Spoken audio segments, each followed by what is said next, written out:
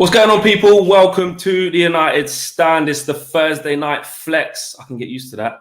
The Thursday night flex. I'm going to be doing the 8 o'clock shows every Thursday, 8 p.m. So that's now going to be my slot. Yeah, don't worry. We're going to get all the background and all of that. But so much to talk about. Big up to you guys supporting me last week on these shows as well. That's what we do here on the United Stand. We've got all the latest transfer news coming your way throughout the transfer window. So much to talk about tonight. I want to talk about, obviously, Paul Pogba to get a new Manchester United contract. We'll go straight into that. We want to talk about Nathan Ake and Manchester United potentially. They were looking at him before he went to City. Marcus Rojo wants to leave. Diego Dalot's injured now again. Chong on loan to Werder Bremen, question mark. How strong should Odi go on Monday night? Martial slander. And also Gomez to Lille/Boavista. So much to get through. 2,000 people watching straight away. Before I get all the questions, I know what the comments going to be like. Oh, what shirt is that? What shirt is that? It's Throwback Thursday. So you know what? I was going through some old pictures and some old videos on my phone, thinking back what I've done throughout the year. And my time in Astana was actually sick. Hold tight, Dina and Alan, who hosted me and Josh out there. And I found some videos of us out there and I just loved it. I got a kit while I was out there. So yeah, this is my Astana shirt. But anyway, Paul Pogba, I want to draw you guys' attention to the interview with Fabrizio Romano that Mark done earlier. If you haven't checked that out, make sure you do check that out straight after this. You're missing a real treat. That spoke about a hell of a lot. And towards the end of it, you know, look, it's all about Jadon Sancho right now. That's all we want to know. We want to know, when is he going to sign? We want to know what the details are. When is it going to happen? Do you know what I mean? It's all about Sancho now. And it's kind of like Paul Pogba's going under the radar, you know, and Mark did ask him towards the end about Paul Pogba and where the situation is at with Paul Pogba. And Romano had this to say. He said, look, Paul Pogba is happy now. It's massively important for Paul Pogba to play Champions League football, which Manchester United have managed to secure. You know, they're in for players like Jadon Sancho, and they're in for players, they've brought players like Bruno to the club, Martial and Rashford are thriving. It's a different project, yes, and the coronavirus had a big part to play in it. I mean, look, no matter what you think about Paul Pogba, he was a player that most of us, barring a few, some still thought he would stay regardless of the coronavirus and all of that. But a lot of people thought that Paul Pogba would be gone. I was one of them. I didn't want him to leave, but you know what a difference 12 months can make. I think that's what we're seeing here with Paul Pogba. And he come into for a lot of criticism, obviously, because of the remarks that he said last summer, looking for a new challenge, etc., etc. The way I see it is this. Paul Pogba at one stage, I think, wanted out. I do. But I think it's for many reasons. It's not just because that idiot fan was shouting and swearing at him and giving him this at the end of last season. It isn't just because he's maybe been a bit inconsistent. Well, we haven't seen the best of Paul Pogba.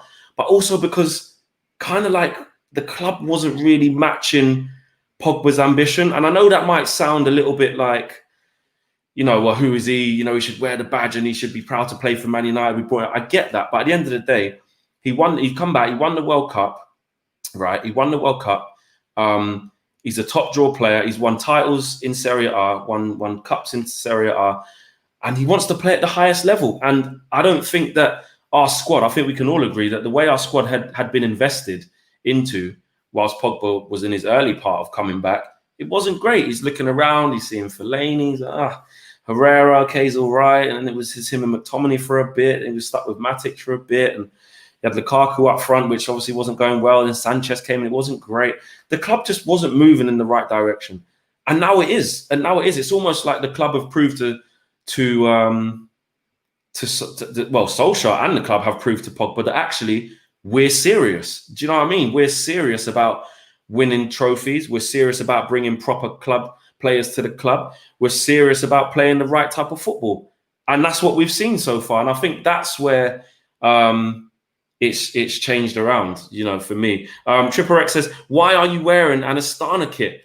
Because it's Throwback Thursday. And I just remembered when I went out there and how flipping cold it was. So I thought, you know what? I'm gonna wear my Astana shirt. That's why I just felt like doing it. Why not? Do you know what I mean? I'm alive, I'm kicking, I'm healthy. I decided to put an Astana shirt on today. But back to the Pogba situation. What Romano did go on to say is that it comes down to Mino Raiola. And then, you know, he said even with the Zlatan situation at AC Milan, they want Zlatan to stay, but calling Mino Raiola, I can't even say his name, Mino Raiola, into the office to have contract negotiation talks is difficult. Yeah, we know what type of agent Raiola is. I know Jesse's gone with him as well. Be interesting to see that as well. We'll talk about that later on the show. But it's not going to be easy, and I think that's where it stems from. But the positive is that the player wants to stay. Paul Pogba wants to stay at Manchester United. There's going to be people who look at that and think, what a prat, he only wants to stay because of coronavirus. If coronavirus didn't hit and Juventus were able to spend 100+ million on Pogba, he would have been out the door. There's some people who might say that, what a prat, because he's only staying because, we got better players. Where was the loyalty? Where was the drive and the passion before those players went? I can understand some people thinking that. But for me, it isn't really about that. I think it just shows you how quickly football can change. I, for one, thought Paul Pogba would be out of the door, especially after what he said. I think he toned that down a little bit. He got injured for a long time. And that, in a weird way, obviously it didn't help us throughout the season because we needed him. But in a weird way, it helped us because he was just so happy to be back. Do you know what I mean? So I don't know. The Paul Pogba that left Manchester United, I say left Manchester United, that stopped playing when he was injured for 6 or 7 months. That Manchester United was a lot different to the one he walked back into, to what Bruno changed, really. And it goes back to Ollie. I got to say, you got to give Ollie a lot of credit for getting Paul Pogba to stay. I think, with Mourinho, if Mourinho would have stayed a season longer, that relationship was fractious. We saw that. The same with Martial. Pogba could have easily have gone then.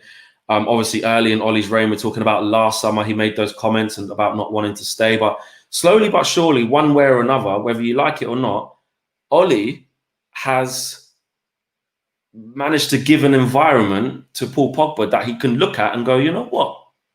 Yeah, I want to be part of this Manchester United. We're a bit fortunate with the situation with the COVID-19. And when I say fortunate, I mean in footballing terms. People have lost their lives all around the world. There's nothing fortunate about that. But in footballing terms, were we a bit lucky that that stopped Paul Pogba being able to get the move that he wanted probably at the time? Yeah, I accept that.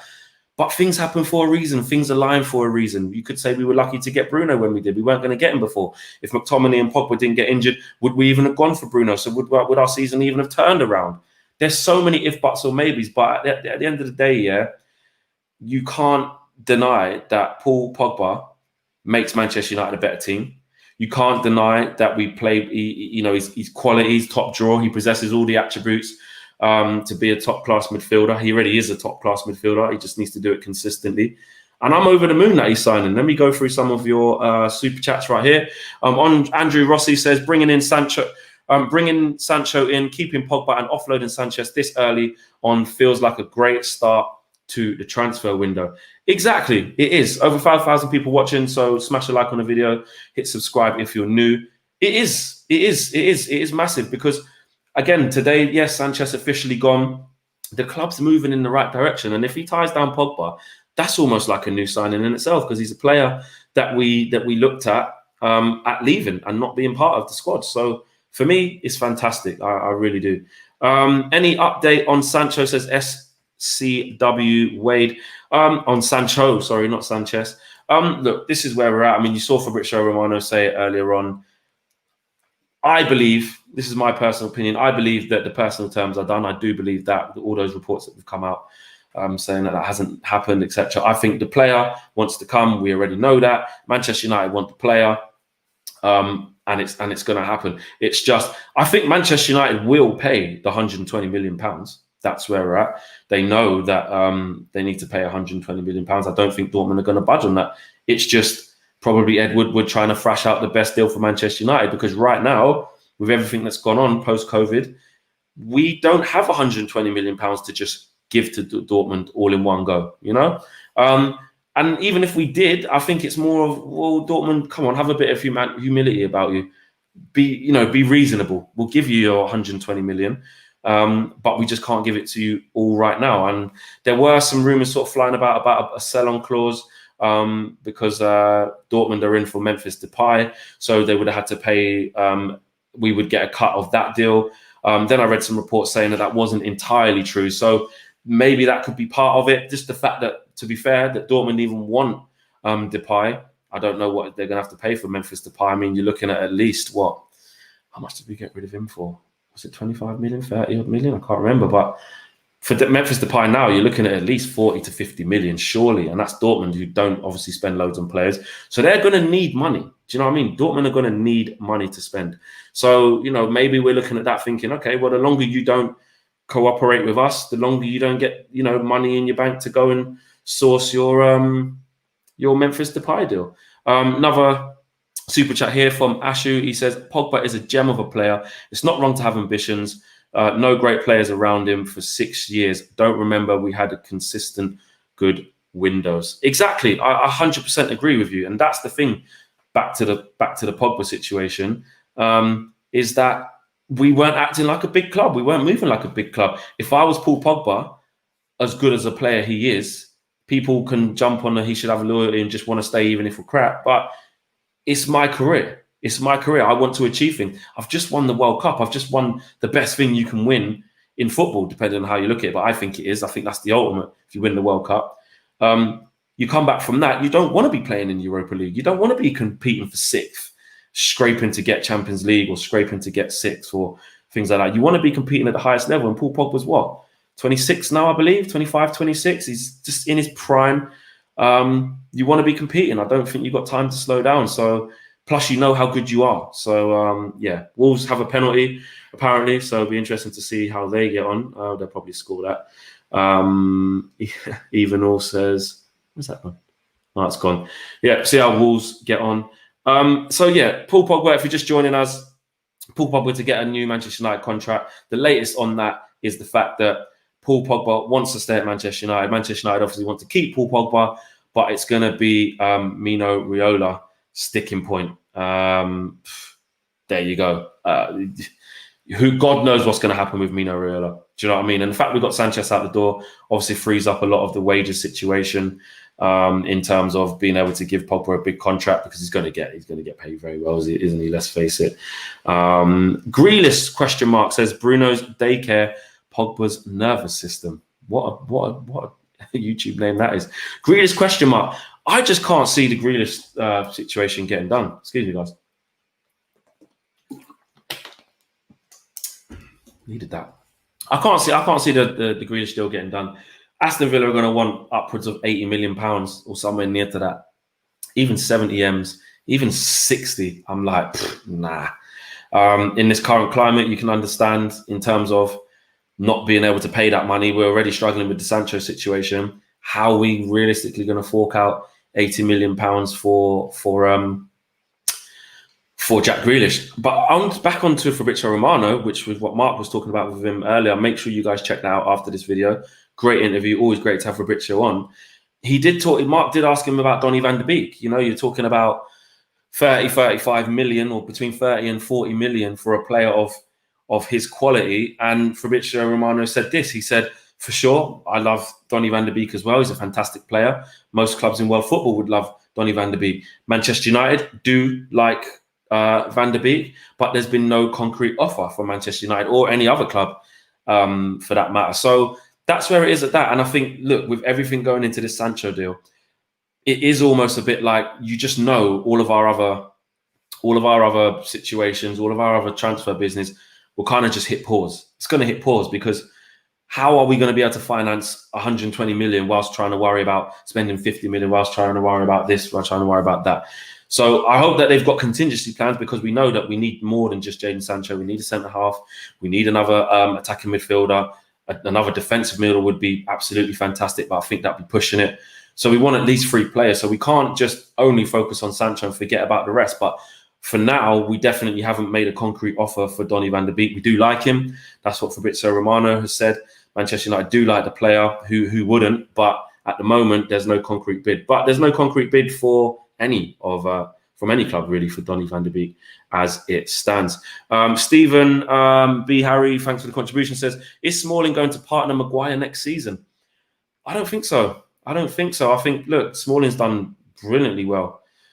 He's done really well at Roma this year. Proves that he can still play at a top level, I suppose. And a lot of people were saying, how good a move was it getting rid of Smalling? But I think it's not so much that Smalling's definitely not good enough to fit into our centre-back pairing, because if you look at the pairing of Lindelof and Smalling, Lindelof and Maguire, what would it look like if it was Smalling and Maguire? It's not miles better or miles worse in either direction, in my opinion. I think the problem is that you talk about the squad moving on. You talk about, you know, the Manchester United that we were 1 year ago is a different Manchester United to what we are now, like what I was saying with Pogba. And I think the ship has just sailed for Chris Smalling. Quite harsh, really, but I think he deserves to go and play somewhere 90 minutes every game starting. That's what Chris Smalling deserves, especially after having the season that he's had at Roma. So I can't see Chris Smalling coming back in to the Manchester United fold. I'm not saying that he's awful, and he definitely can't. But I just think with what Ollie's built, I just think with where the direction that Ollie's taken, and also Chris Smalling's age, he's not going to want to invest time into Chris Smalling. He made it quite clear going with the youth. He sent Chris Smalling packing, bombed out Phil Jones from the side and said, Axel Tuanzebe, you're going to be next in line, along with Eric Bailly, and they both just couldn't keep fit. So it'll be interesting to see. Alec Williams says, man like flex, big up yourself, Alec Williams, my guy. There was another super chat that I wanted to get up on the screen. Roma have just been purchased for 550 million by an American billionaire. Be surprised if he doesn't move now, says Joshua Bowater. Thanks for the contribution. I don't know much about the Roma takeover, so maybe that will be interesting if they do get taken over. So I don't know. Right, on to the next thing that I wanted to talk about today, because there's so much to get through. It was Chong going to Werder Bremen.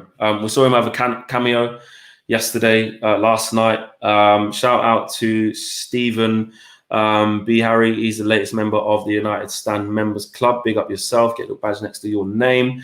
But yeah, where was I? Chong. Look, I asked Ollie about Chong when we was out there in Austria. That was just after he signed, and he was happy that he did. And it was Gomez I asked him about, and it was hopeful, etc., etc. The thing is with Chong is that he's obviously showed ability throughout the under 23s, under 18s, etc. It's too easy for him there. He needs to be playing first team football. When I've seen Chong, he just looks a little bit slight. Any opportunity he's got, he hasn't really taken. But last night he played well, especially in at left back. But I don't really think left back at 6-1 up in a tie, or whatever it was, 7-1 up, is a bit different to people saying, I heard some people say, oh, maybe we can play in left back or left wing back, and all that. Nah, not for me. I think he just needs to bulk up and get experience and go out on loan. I think that'd be a great move for him to go to Werder Bremen. Trying to get my German accent going on. Werder Bremen. It'd be great for him to go to Werder Bremen. I think he just needs to play competitive men's football, and the Bundesliga is a great place to do that. Sancho's done it over there. Leon Bailey's over there. You look what Serge Gnabry's done over there. It's a great place for young players. Jude Bellingham's just gone over there. The list goes on. It's a great place for young players. And I think that would be fantastic for Chong if he could get there. But he needs a loan. I think he needs a loan. He's not going to get too much more game time throughout the season if he stays. So yeah, I'm not really too sure on that. I'd like to see him definitely go to Werder Bremen. Dylan Bradley, thanks for the contribution, says, everything has gone quiet about Sancho today. I wonder, is that a good or a bad thing? This always ends up back at Sancho, isn't it? We just really want to know. Look, for it to happen, I think one thing I will say, which is the last thing on Sancho, right? And even I got a bit ahead of myself, which I will admit that.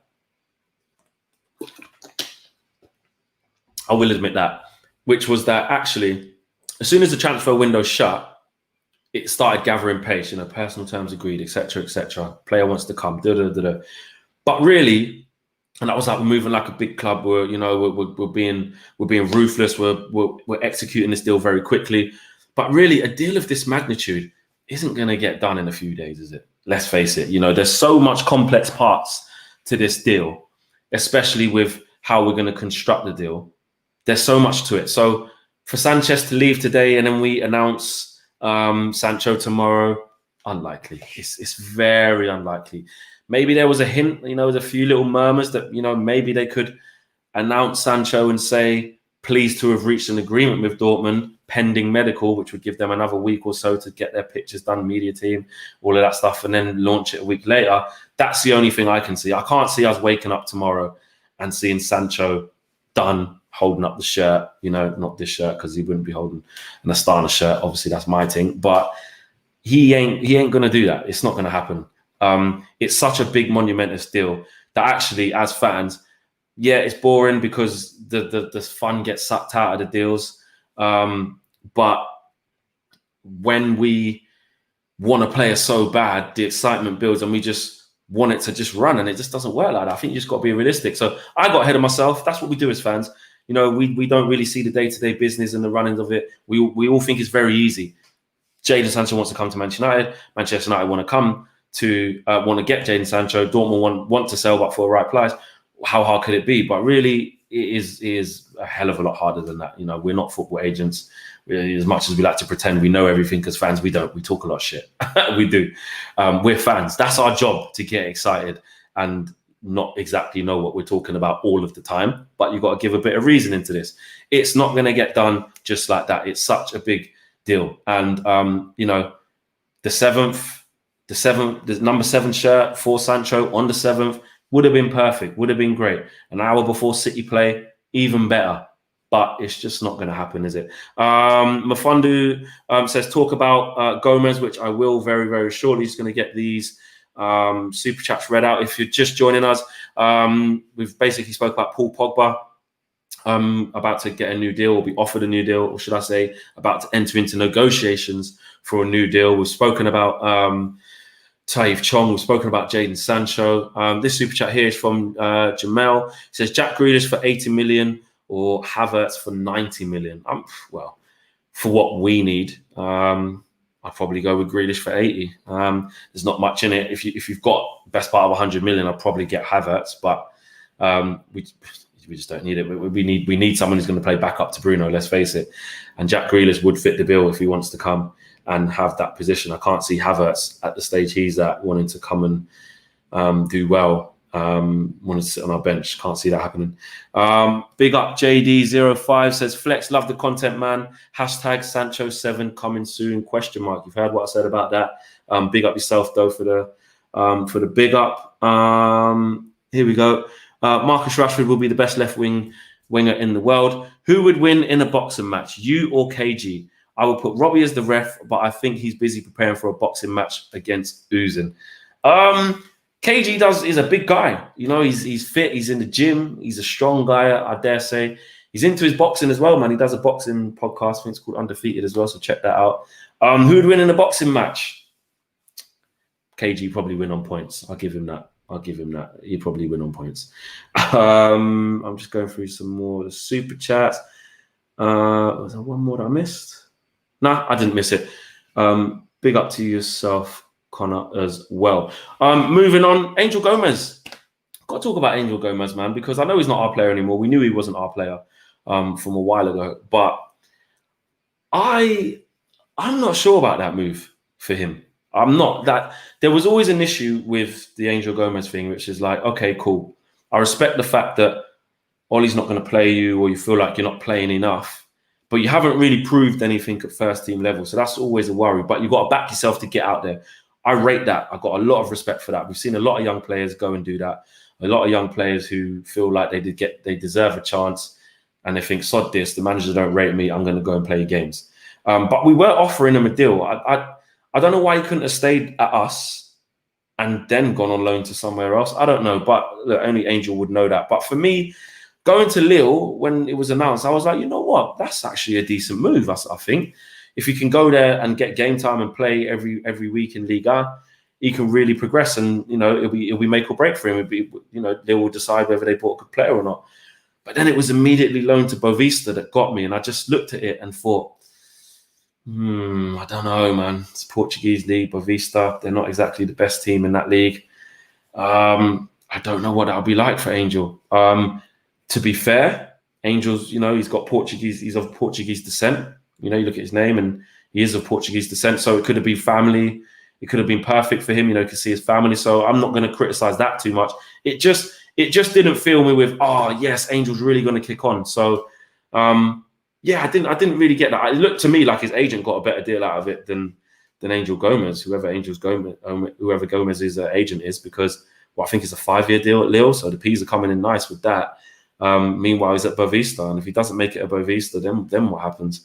But he's got a 5-year deal at Lille, so they'll obviously be good with that. Vinit Viduran says, with Gabriel choosing Arsenal and Grealish being priced out of a move, who else do you think we can look at ASAP at left centre-back? Yeah, it's an interesting question because it does look like Gabriel might have chose Arsenal. God knows why, I don't know.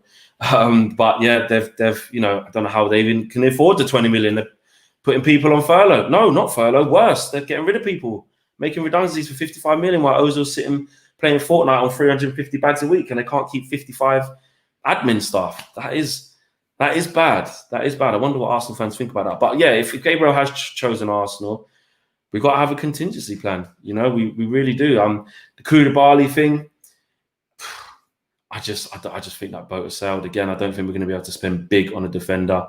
It's going to have to be somebody who doesn't cost very much and is up and coming. You know what I mean? So it'll be very interesting to see where that goes, but we definitely need to look at another centre-back. Bill Iringbam says, Flex and KG are greater than York and Cole. Big up yourself for that. Missed my previous chat, bro. Can you check it out? Says Barry Haynes. Apologies for that, bro. I can't find it. I'm trying to look up. Barry, if you can just type what you said, maybe I'll make sure I read it out. Apologies for that. Can't seem to find it. He's gone. Barry Haynes is gone. Can't see where it is. If it's there, let me know what it is. Latest new member. Shout out to Awad Shamlan, should I say? Awad Shamlan, big up yourself. Latest member of the United Stand Club. Over 6,500 people watching for the Thursday Night Flex. I love that. If you have just joined us, smash a like on the video. Hit subscribe in the bottom right-hand corner if you're new. Tap the bell for the notifications. You lot know the thing.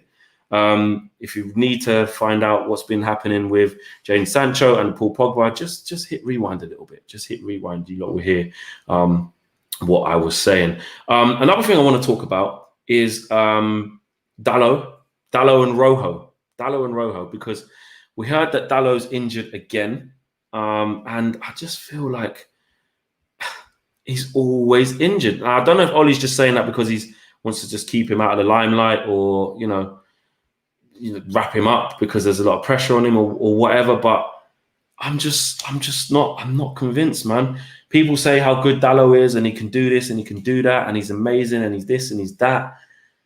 But we're just not seeing it for some reason. A mixture of injuries, and then when he is fit, he's not even making the bench.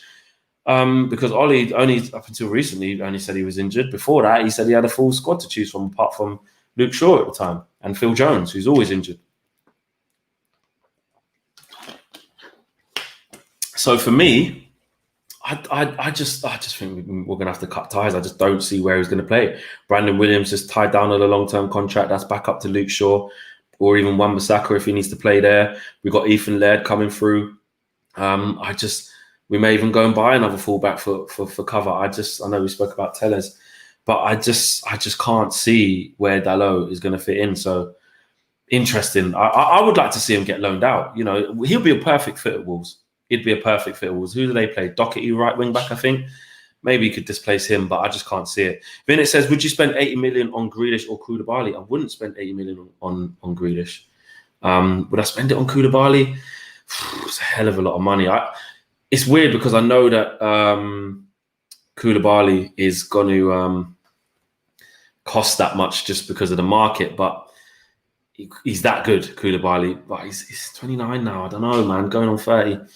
Tough. I just don't know. I definitely don't think Manchester United will. So I think there's better value out there. I wouldn't spend 80 million on Grealish for sure anyway. Ash G says, big up Flex, you need the green screen for the 8 p.m. show. Don't worry, the green screen is coming. You guys will see me in my own studio. He's on the buttons. He's going to be pimping out my studio and it's going to look sick. Do you know what I'm saying? So don't you guys worry about that. I think I'm missing some more super chats as well. Go scroll back up and get those for you guys.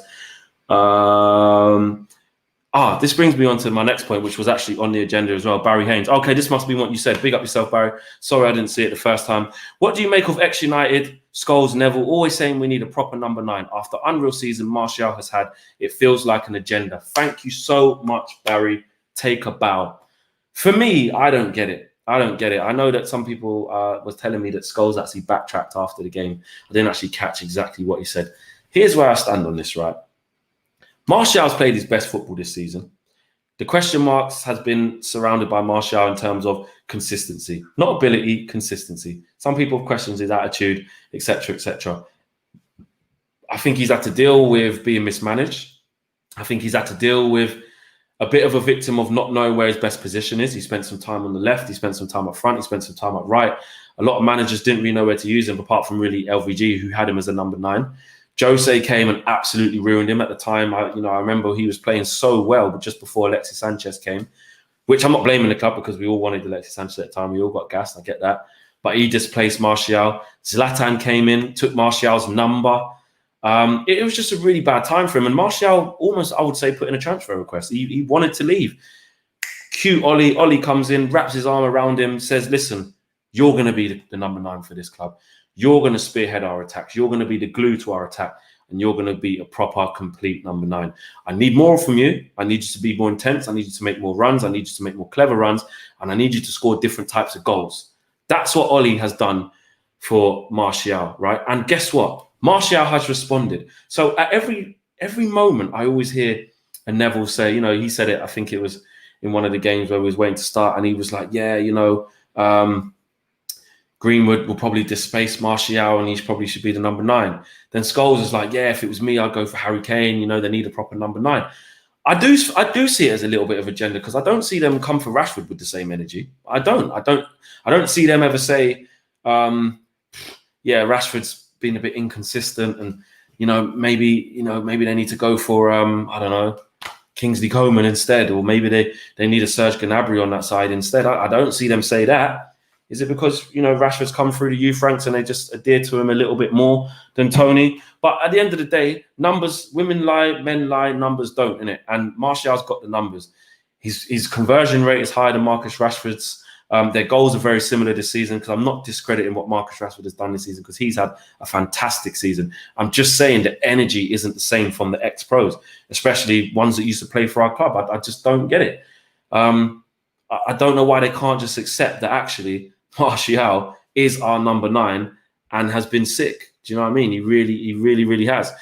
David Humphrey says, hey, Flex, I live in Amsterdam and I think Van der Beek would be a better fit in a United team rather than Grealish and would be much cheaper. What do you think? I definitely 100% agree with you about much cheaper and arguably a better fit, 100%. I think, look, Van der Beek's fantastic.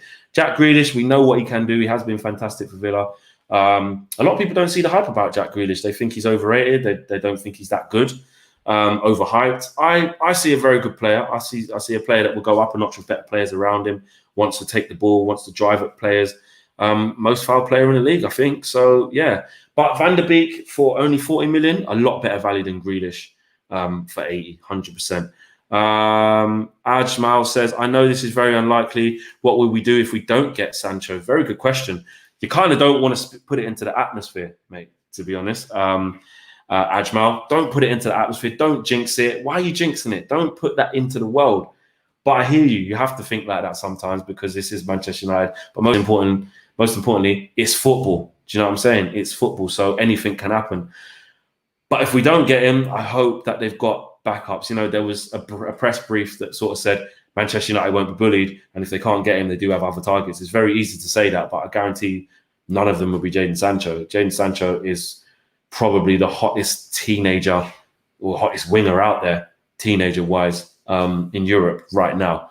There's a few, you've got, what's the guy's name? Is it Fatty? At Barcelona, he's doing stuff. You've got Vicinius, I think, at Real Madrid, he's doing bits. Obviously, you've got Kingsley Coman. Obviously, you've got Gnabry. There's, Ziyech has obviously moved. So there are young, good players out there.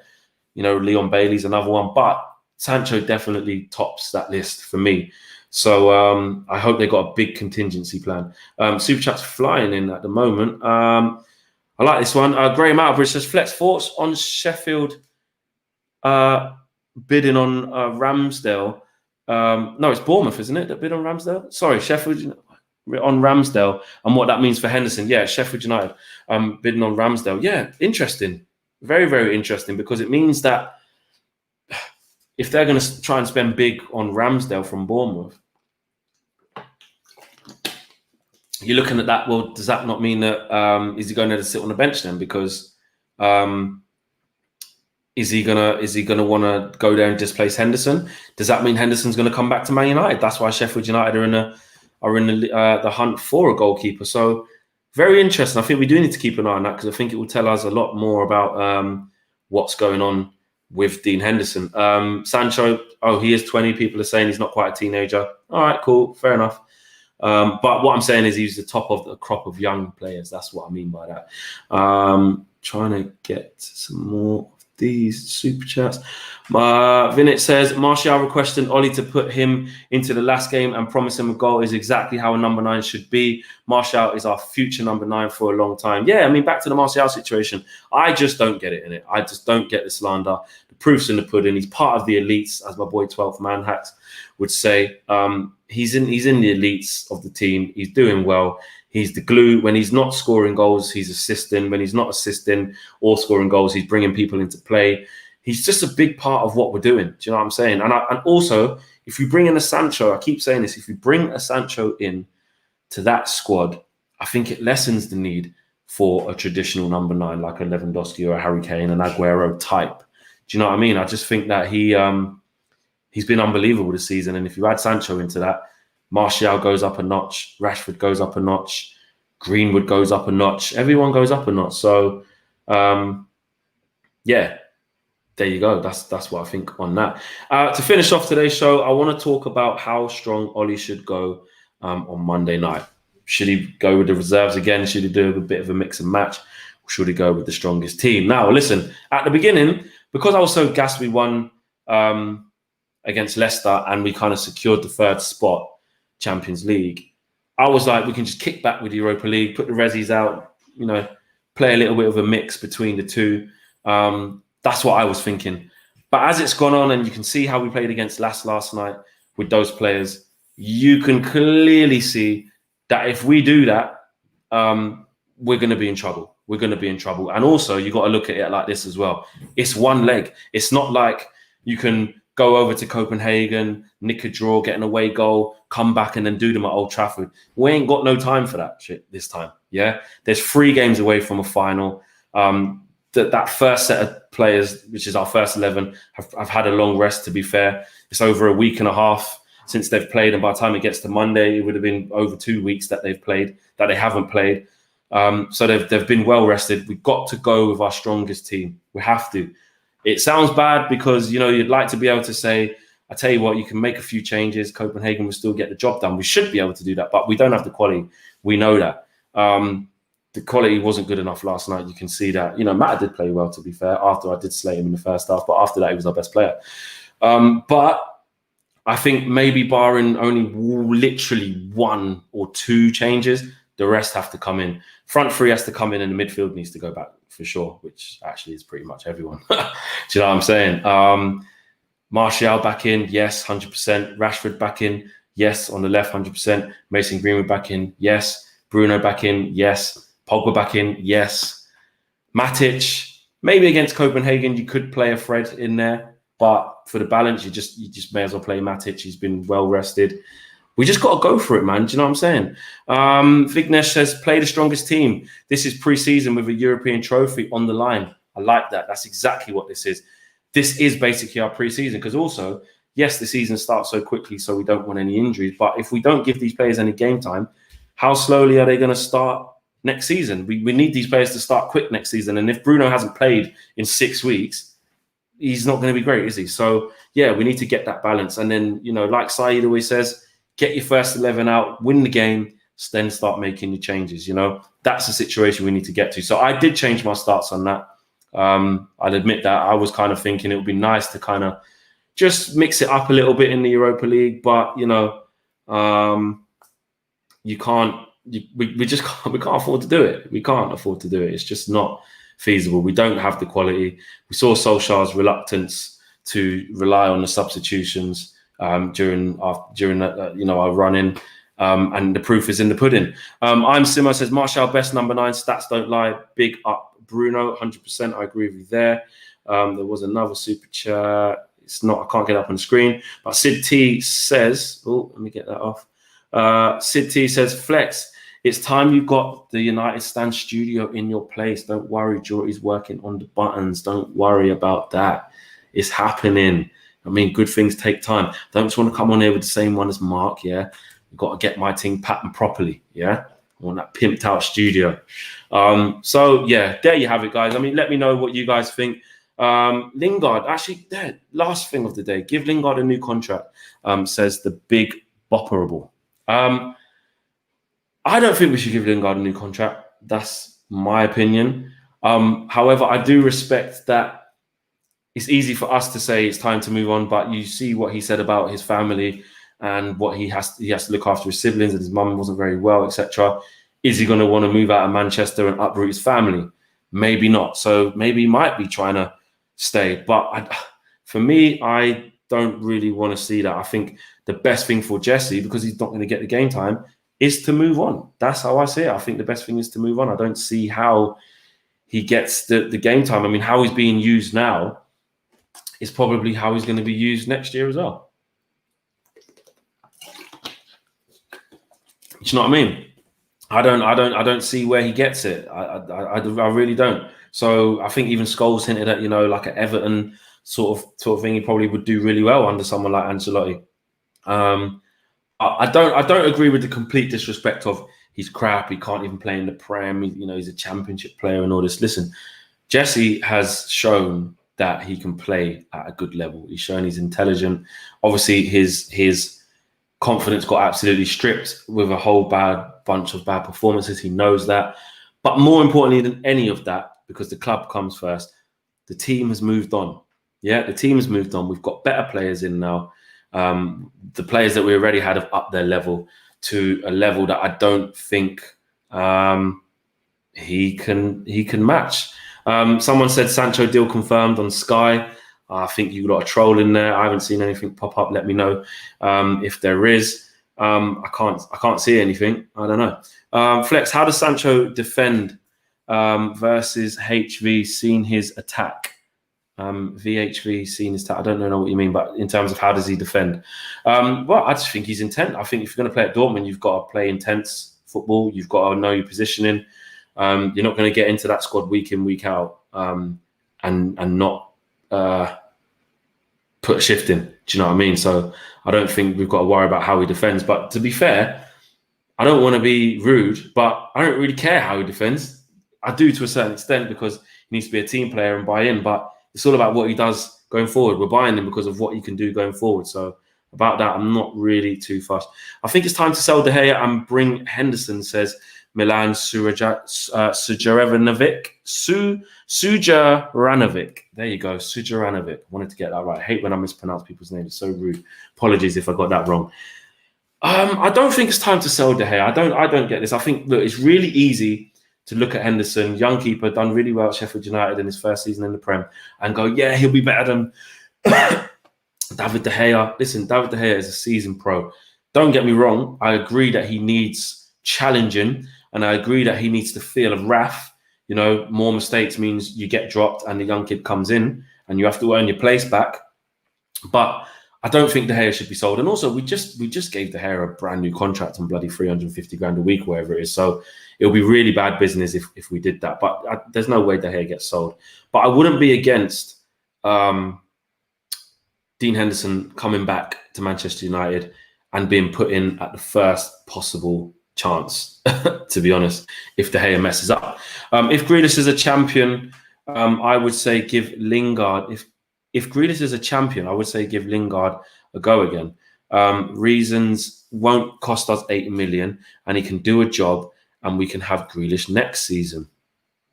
Some people may go, nah, Ashu, no, I don't agree with that. Let us know if you agree with that. I can see you thinking, though. I can see you thinking 80 million on Grealish at a time where we can't really afford it because everything's going into Sancho. If we can't afford, I definitely agree with that. If we can't afford to get another attacking midfielder, you have to keep Lingard. I do agree with that. Otherwise, we are going to be depleted. Because if Bruno does get an injury, yes, the drop off is massive in Jesse, but if he's not there, it's even bigger. Who are you going to put in? Do you know what I mean? So I can see where you're going with that. I do agree. Selling De Gea would make the team a bit more unstable than it needs to be, says Perth Trevidi. Yeah, I see that. You know, he's a big character. Ollie obviously likes him as well, really likes him, and he understands what it is to be a Manchester United player. I think he's just lost his form drastically. He's lost his. He's regressed. He's declined. You know, I think he's past the best David De Gea that we've seen. But because he's that good, or has been that good, his drop-off still puts him in the top, I'd say he's still in the top 10 or 15 keepers in the world. For me, you might argue barely, but I don't see it as a massive drop-off. He's not one of the best keepers in the world anymore. He's still one of the best. He's just far from what he used to be. Do you know what I mean? Do you see us signing a centre-back or left-back? I can't pronounce that name. Ab Sheik, I'm going to call that. Ab Sheik, yep, hopefully that's your name. Apologies if I got that wrong. Ab Sheik.